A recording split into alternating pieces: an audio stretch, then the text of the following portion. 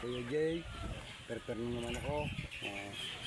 Yan, nakapagtanggal na ako ng tubig sa pre-conditioner concentrate. Ayan, panlilipat ko na uli dito. Prepare na ako ng linen line. Hindi ko muna masyadong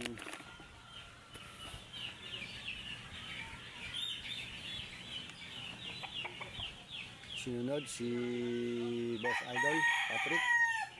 Gawa po ng ayaw pong kainin yung malalaki na sagupaan, ready to fight. Ayaw po nung kainin yung malalaki, kaya tinesting ko muna po itong slasher, conditioner, concentrate. At medyo maganda rin naman po ang performance, sinuubos. Hindi ko muna pinatuka yung ready to fight.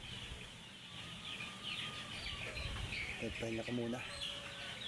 Susunod na lang yun gagamitin. Ganyan lang muna ako.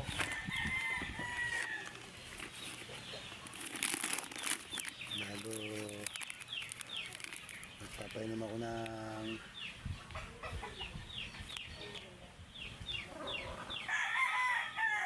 electrolytes.